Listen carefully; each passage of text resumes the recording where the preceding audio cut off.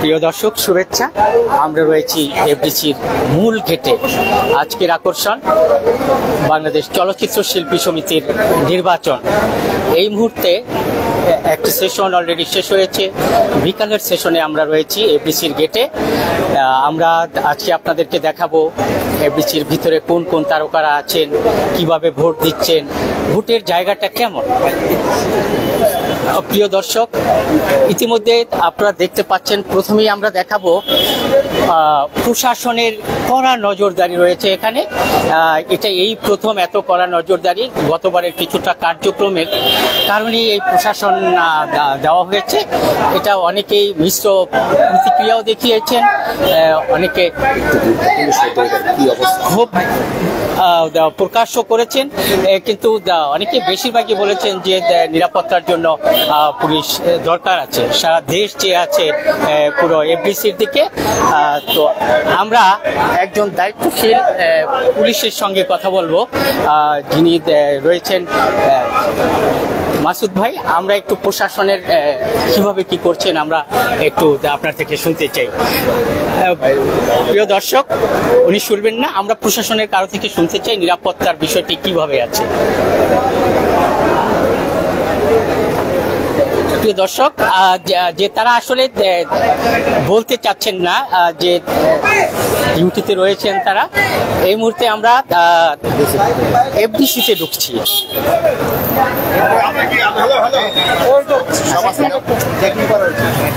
লাইভে আছে ভাই, দেখানো হয়েছে লাইভে আছে। লাইভে থাকলে আপনারা কি শুরু করছেন এগুলি সাংবাদিকদের সঙ্গে?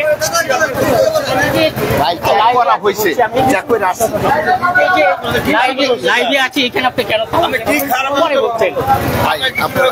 দেখায় নিয়ে আসলো।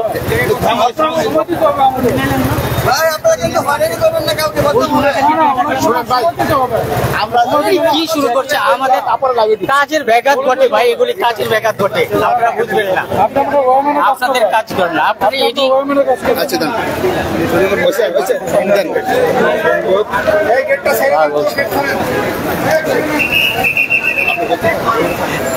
প্রিয় দর্শক, আমরা দেখতে পাচ্ছি চিত্রনায়ক রুবেলকে।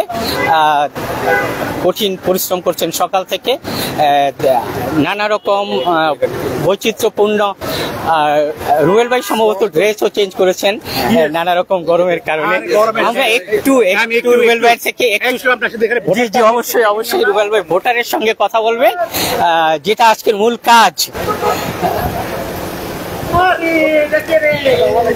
এই সৌহার্দ্যপূর্ণ আচরণ নির্বাচনের পরেও থাকে। কেয়া চিত্রনায়িকা কেয়া এসেছেন, আপনারা দেখতে পাচ্ছেন, ভোট দেওয়ার জন্য চিত্রনায়িকা এইমাত্র ঢুকেছেন রুবেল ভাই। আমরা একটু কেয়াকে সঙ্গে রেখে আমরা একটু কথা বলি নির্বাচন নিয়ে, যদি একটু বলেন। বিকালের নির্বাচন অনেক সুন্দর হচ্ছে, ভেরি গুড, এবং আমরা খুবই আশাবাদী যে আমাদের ফুল প্যানেল জিতে যাবে ইনশাআল্লাহ। কেয়া এইমাত্র আসলেন, একটু আপনি যদি বলেন যে কি শুনলেন এবং সারাদিনের। ভালো লাগছে, ভোট দিতে আসছি, অনেক ভালো লাগছে, সব কাছের মানুষের পাচ্ছি সাথে, ইনশাআল্লাহ ভালো কিছু হবে। Thank you very much. আমি একটু ভাইয়ের কাছে শুনি। না, আমরা ইনশাআল্লাহ আশা করি যে আমরা 100% কাজ করবো ইনশাআল্লাহ। সবার দোয়া আছে, সবার দিয়ে আছে। আমরা কাবিলা ভাই চলে আসছি, দেখতে পাচ্ছেন কাবিলা ভাইয়ের গলাটা বসে গেছে একটু।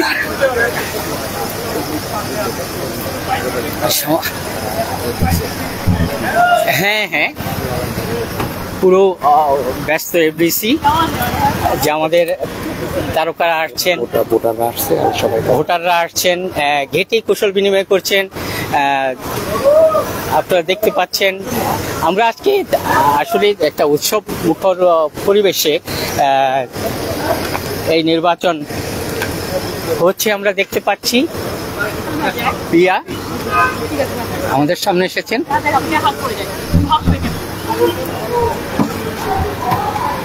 একটু যদি আমরা আপনার থেকে শুনতে পারি, যে এই মাত্র আসলেন, যে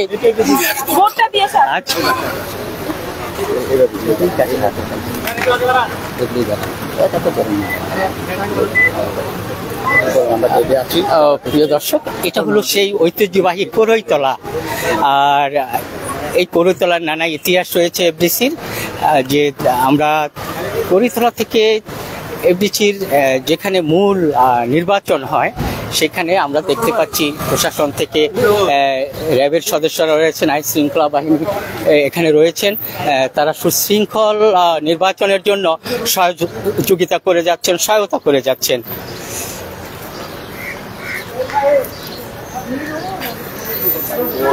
পুরো প্রিয় দর্শক, পুরো এফডিসি ব্যানার ফেস্টনে ঘিরে গেছে এবং ঘুরে গেছে তারকাদের গাড়িতে। আচ্ছা, এই মুহূর্তে আমরা প্রশাসন ভবনের সামনে দিয়ে যাচ্ছি। আমরা আপনাদেরকে একটা চমক দিতে চাই। চমকটা হলো এইরকম, সকালে আপনার সংবাদ প্রকাশের সাইট থেকে আপনারা নিশ্চয়ই দেখেছেন এফডিসির নানা রকম আপডেট, এবং আমরা সেই জায়গায় যেখানে সব শিল্পীরা ভোট প্রণয়ন করবেন এবং যেখানে ভোট দিবেন সেই মুখ্য জায়গায় চলে আসছি। এই সুন্দর পরিবেশ শুধু এফডিসিতেই দেখা যায় এই নির্বাচনের সময়। কুশলাদি বিনিময়, সেলফি তোলা, একটা ঈদের আমেজ চলে আসে এই নির্বাচনকে ঘিরে। প্রিয় দর্শক, আমরা আমরা আমরা এই মুহূর্তে রয়েছে প্রশাসনের সামনে। এখান থেকে প্রশাসন এবং প্রযোজক সমিতি পার হয়ে আমরা আমাদের ঠিক যেই জায়গাটা গন্তব্য, যেখানে তারকারা ভোট দিচ্ছেন, সেই ভোটের গন্তব্যস্থলে যাচ্ছি। আমরা আপনাদেরকে আজকে যা যা দেখাবো,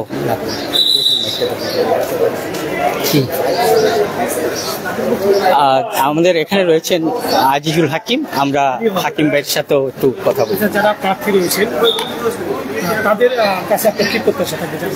আমার প্রত্যাশা হচ্ছে বাংলাদেশের চলচ্চিত্রকে যাতে আন্তর্জাতিক চলচ্চিত্রের মান নিয়ে যেতে পারি, সেই দিকে আমাদের নতুন যে কমিটি আসবে তারা দৃষ্টি রাখবেন, এবং শিল্পী যারা আছেন, সেই শিল্পী সমিতির সদস্য যারা আছেন, সেই শিল্পীদের স্বার্থ সংরক্ষণটা যাতে তারা ঠিক মতো দেখেন, এটি আমার প্রত্যাশা।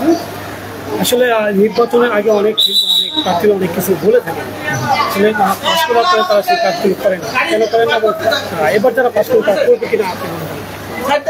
করবে কিনা সেটা তো আসলে এই মুহূর্তে বলা মুশকিল, কারণ হচ্ছে প্রত্যেকেই তাদের কমিটমেন্টের জায়গা থেকে যে কমিটমেন্ট করেন, আমি আশা করব যে তারা তাদের সেই কমিটমেন্টটা রক্ষা করবেন। গত দুদিন ধরে একটা গুঞ্জন হচ্ছে যে কোনো একটা প্যানেল কিছু শিল্পীদের টাকা দিতে গিয়েছিলেন, পেন ড্রাইভে একটা অভিনেত্রী এনে জমা দিয়েছে নির্বাচন কমিশনকে। এই শিল্পীদের দিয়ে যে এই কথাবার্তা, এরা কেউ দেখছেন? এই বিষয়টি আসলে আমার জানা নেই, তবে এরকম যদি ঘটনা ঘটে সেটা আসলে অনুভূত, এরকম ঘটনা হওয়া উচিত নয়। শেষ প্রশ্ন, আসলে যারা ভোটার রয়েছেন তাদের উদ্দেশ্যে আপনি কী বলতে চান? ভোটার যারা হয়েছেন তাদের উদ্দেশ্যে আমি একটি বলবো যে যাকে ভোট দেবেন সুচিন্তিতভাবে দেবেন, যে যাতে যে প্রতিষ্ঠান, যে সংগঠনটি আমরা আমাদের চোখের সামনে দেখতে চাই, সেই সংগঠনটি যাতে তাদের দায়িত্ব সুষ্ঠুভাবে পালন করতে পারে এবং শিল্পীদের স্বার্থ সংরক্ষণ করতে পারে এবং বাংলাদেশের চলচ্চিত্রকে যে আন্তর্জাতিক মানে নিয়ে যেতে পারে, সেই প্রত্যাশা সমাধান। Thank you very much. প্রিয় দর্শক, এতক্ষণ আজিজুল হাকিম, জনপ্রিয় অভিনেতা আজিজুল হাকিমের কথা শুনলেন। এফডিসি ঘিরে, পরিচালক সমিতি ঘিরে তার চাওয়া পাওয়ার কথা শুনলেন। আমরা আরও এগোচ্ছি। আমরা ঠিক যেই জায়গাটা লক্ষ্য করে এসেছি সেই জায়গায় আমরা ইতিমধ্যে স্বাগতাকে পেয়েছি। আমরা স্বাগতার সঙ্গেও কথা বলবো। স্বাগতা রয়েছেন আমাদের।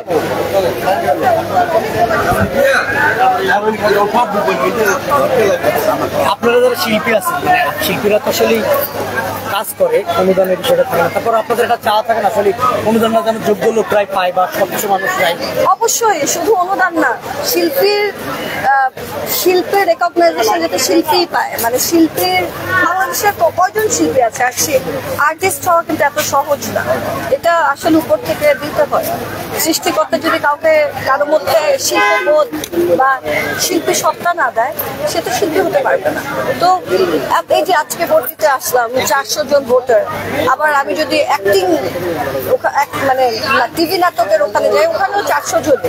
তো যদি দুটো প্লাসও করে, এর মধ্যে আমি তো দুটো মেম্বার, এরকম অনেকেই আছে দুটোরই মেম্বার। সো আমি যদি যোগও করি 600 থেকে 700 জন অ্যাক্টর হচ্ছে 2 অঙ্গনে আছে। সো এই অবস্থায় এই 700 জন মাত্র আর্টিস্ট, তাদের যে অধিকার সেটা যদি অন্য কেউ নিয়ে যায় সেটা উচিত হবে। 700 জন মানে ডাক্তার কিন্তু কয়েক হাজার, বা ইঞ্জিনিয়ার কিন্তু কয়েক হাজার, কিন্তু কয়েক হাজার আর্টিস্ট কিন্তু, বা লাখ ডাক্তার আছে, লাখ লাখ ইঞ্জিনিয়ার আছে, কিন্তু লাখ লাখ আর্টিস্ট আসলে সম্ভব না, কারণ এটা সৃষ্টিকর্তা দ্বারা প্রদত্ত একটা বিষয়। তো এই জন্য আমি মনে করি শিল্পীদের যোগ্য সম্মান তাদের দেওয়া উচিত। এবারের ভোট দিলেন, নির্বাচনের পরিবেশটা কেমন দেখলেন? অনেক গরম, জমজমাট, খুব ভালো লাগবে। সবাই যাদের সাথে অনেক বছর দেখা হয়নি তাদের সাথে আজকে দেখা হয়েছে। গেটে অনেক পুলিশ ছিল, ঢুকতে কোনো ব্যক্তিগত হয়েছে কিনা, বা এই নিরাপত্তা ব্যবস্থাটা আপনার কাছে কেমন লাগে? হ্যাঁ, একটু তো বেগ পেতেই হলো ঢোকার সময়, কিন্তু এই বেগটা তো আমাদের ভালোর জন্যই, আমার খুবই ভালো লেগেছে। Thank you. আপা, একটা লাস্ট প্রশ্ন করি, যারাই আসবে, যাদেরকেই ভোট দিচ্ছে, তাদের কাছে আপনার প্রত্যাশা থাকবে যে একজন মেম্বার হিসেবে, আমার সমিতির মেম্বার হিসেবে প্রথম অনুরোধ যেটা থাকবে, যাতে আর কখনো অশ্লীল কোনো কিছু আমাদের চলচ্চিত্রের জায়গা না থাকে। কারণ এই অশ্লীলতার জন্য 15 বছর আমাদের চলচ্চিত্র পিছিয়ে গিয়েছে। চলচ্চিত্র পিছিয়ে যাওয়া মানে আমাদের ইতিহাস পিছিয়ে যাওয়া। ওই 15 বছর বাংলাদেশে কি ঘটেছে আমরা বিশ্ব অঙ্গনে দেখাতে পারবো না, কারণ আমাদের চলচ্চিত্র দূষিত ছিল। তো আমি আশা করব প্রথমে অশ্লীলতা বর্জন, চলচ্চিত্র বর্জিত চলচ্চিত্র ভালোভাবে সেন্সর বোর্ড সেটা খেয়াল করবে, এবং এই সমিতিও সেটার দিকে নজর দেবে। শিল্পীদেরও কিন্তু অনেক দায়িত্ব। এখন আমি একজন শিল্পী হয়ে যদি আমি অশ্লীল জিনিসের সাই দিই, তাহলে কিন্তু অন্যরা তৈরি করতে পারবে। তো আমার শিল্পী হিসেবেও দায়িত্ব আছে। আবার আরো চাইবো যে আমাদের বিদেশি চলচ্চিত্র বাংলাদেশে একদম আসবে না, সেটা হলে তো হল বন্ধ হয়ে যায়। আসবে, কিন্তু উৎসবগুলো যাতে আমাদের জন্য থাকে। আমাদের উৎসব আমাদের। সিনেমা রিলিজ আমাদের 10টা সিনেমা এবার রিলিজ হয়েছে, তার মধ্যে 11টা। এর মধ্যে যদি আবার 2টা হিন্দি সিনেমাও হলে চালাতে চায়, তাহলে তো আমরা পিছিয়ে পড়বো। সো ঈদে, পূজায় বা মানে এরকম বিশেষ দিনে বা ক্রিসমাসে আমাদের চলচ্চিত্র দেখানো উচিত, আর বাকি সময়ে বিদেশি চলচ্চিত্র দেখার সমস্যা নেই। আর যারা শিল্পী আছেন, যারা দুস্থ শিল্পী আছেন, তাদেরকে কেউ যাতে দুস্থ না বলতে পারে, এই জন্য একটা স্ট্র্যাটেজি বা অথবা এরকম একটা কিছু তৈরি করা উচিত। স্বাগত। আরেকটু বিষয় রয়ে গেছে, যেটুকু 2টা ধামাকাই আমার কাছে মনে হচ্ছে। একটা হলো এই আয়োজনটা একটা ঈদের মতো উৎসব, আরেকটা হলো আপনার সিনেমা রিলিজ হলো দেয়ালের দেশ। এগুলো মানে কি বলবো, যে আলোচনায় একই দুইয়ের মধ্যেই আছে। আমরা একটু সিনেমাটা নিয়েও এর মাঝে শুনি। দেয়ালের দেশের পরিচালকের নাম মিশুক মনিক, উনি নিজেই লিখেছেন স্ক্রিপ্টটি। আমার কাছে ওনার যখন দেখা হয়, ওনার বয়স 27 বছর, এখন হয়তো সে 30ও হয়নি। তো এত অল্প বয়সে একটা নির্মাতা এত সুন্দর একটা চলচ্চিত্র, বোধ মানে এমন না কিন্তু যে চলচ্চিত্রটা লাইট, একটা প্রেমের চলচ্চিত্র, কিন্তু এটার মধ্যে অনেক ইনার মিনিং আছে, এখান থেকে মানুষের শেখারও আছে অনেক কিছু। তো এরকম একজন নির্মাতা আমরা পেয়েছি, এটা আমাদের সৌভাগ্য। আর সেই চলচ্চিত্রে আমি অভিনয় করতে পেরেছি, সেটা সৌভাগ্য। মাঝে তো আরো 2টো চলচ্চিত্র করলাম, কিন্তু দেশের পরিস্থিতি খারাপ ছিল বলে হলে দর্শক কম ছিল। তো এবার হলে দর্শক গিয়েছে, একজন অভিনেতার জন্য এর থেকে বড় প্রাপ্তি আর কিছুই নেই। সবাই বেশি বেশি করে দেয়ালের দেশ দেখতে আসবেন, পরিবারকে নিয়ে আসবেন, কারণ দেয়ালের দেশ একটি 8 বছরের শিশুও দেখতে পারে এবং একটি 80 বছরের মানুষও দেখতে পারে, কারণ প্রত্যেকের জন্য এই চলচ্চিত্র। ভালোবাসা তো সবার, আর বাংলাদেশ আমাদের সবার। তো বাংলাদেশি চলচ্চিত্র দেখবেন, দেশকে ভালোবাসবেন, আমাদের ভালোবাসবেন। আরেকটা বিষয়, প্রাণীর মানুষটিকে কি ভোট প্রয়োগ করতে পেরেছেন আজকে? ইনশাআল্লাহ। মানে ছিল কোনো স্টাফ ছিল না? হ্যাঁ, ক্যাম্পেইন তো করেছে, বলেছে আমাকে ভোট দিবেন। তবে আমার ভোট আমি দিয়েছি যাকে খুশি তাকে। যাকে দিয়েছেন সেই লোকটা কি মনে হয় যে প্রেসিডেন্ট সেক্রেটারির কথা বলবো যে আসবে? আসতে পারে, আসবে, আশা করি আসবে। Thank you very much.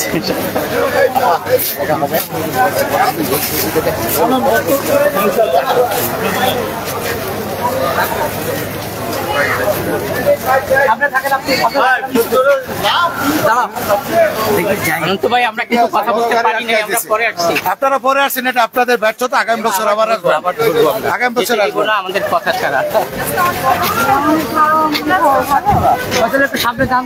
প্রিয় দর্শক, যে দেখতেই পাচ্ছেন আমাদের জনপ্রিয় চিত্রনায়ক অনন্ত এবং চিত্রনায়িকা বর্ষা, যে আমরা তাদের বহরে এখন আছি, তারা সামনের দিকে এগিয়ে যাচ্ছেন। আমরা চেষ্টা করব তাদের অনুভূতি জানার জন্য। যে একটু কারণ হলো যে এখানে আমরা একটা খোলা জায়গায় একটু দাঁড়িয়ে হলো, একটু 1 মিনিটের জন্য হলো আমরা বর্ষার সঙ্গে এবং অনন্ত ভাইয়ের সঙ্গে কথা বলতে চাই, এবং সেই সুযোগটা নিশ্চয়ই আমরা পাবো। ভাই, এই ছায়াটাই যদি আমরা একটু অনেক সময় দিয়েছে আপনাদের। একটু একটু একটু অনন্ত একটু একটু কি শুনেছেন? গতবার অনেক টাইপের লোক ঢুকেছিল, এবার কাউকেই দেখা যায়নি। যারা শিল্পী এবং আপনারা যারা সাংবাদিক ভাই বোনেরা আছেন, আপনাদেরকেই দেখা যাচ্ছে, পরিচালকদেরকে দেখা যাচ্ছে। মানে এইবার আসলে বাইরের কোনো লোক দেখি নাই, খুব ভালো লাগছে। আপনার জন্মদিনে এফডিসিতে একটা উৎসব মুখর একটা পরিবেশ দেখলাম, কেক কাটলো অনেকেই। আপনি বিদেশে ছিলেন, এই ফিলটা কেমন লাগছে? এটা আসলে আমি ক্রেডিট দিতে চাই হচ্ছে মানে আমাদের মানে শিল্পী যারা আছেন তারা মিলে এবং আমাদের ইকবাল ভাইও মিলে, সবাই মিলে যেটা করেছেন, সত্যি আমি কৃতজ্ঞ এবং আমার সারা জীবন মনে থাকে। স্যার, ওটা আপনার টিম।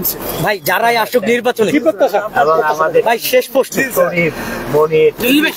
সবাই মিলে ভাই শেষ প্রশ্ন, যারাই আসবে তাদের কাছে এজ এ শিল্পী হিসেবে চলচ্চিত্র বানাতে হবে, পিকনিক থেকে চলচ্চিত্র বানাতে হবে। নট ওই খাওয়া একদিন খাওয়ানোর কোনো কাজে লাগে না। এটা মানে আমরা যেই পাস করুক, এটা সিনেমা বানাইতে হবে, শিল্পী সমিতি প্রযোজিত সিনেমা বানাইতে হবে। এটা আমি আছি এবার সাথে, শিল্পী সমিতি প্রযোজিত ছবি বানাইতে হবে। Thank you. ওকে ভাই, থ্যাংক ইউ সো মাচ ভাই। প্রিয় দর্শক, শুনলেন অনন্ত জলিলের কথা। সে আমরা বর্ষার সঙ্গে কথা বলা যাবে, উঠে গেছে ইতিমধ্যে বর্ষা, যে আসলে প্রচণ্ড গরম, তার মধ্যে হাজারো সাংবাদিক, সব মিলিয়ে মানে গরমের তীব্রতা বাড়ছে। আমরা আমাদের মুখ্য জায়গায় ঠিক আবার যাচ্ছি।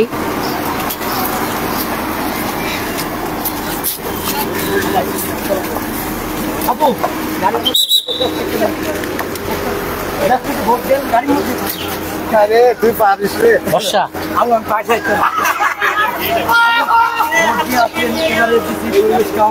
আপনি বাইক হয়ে থাকে ভাই একদম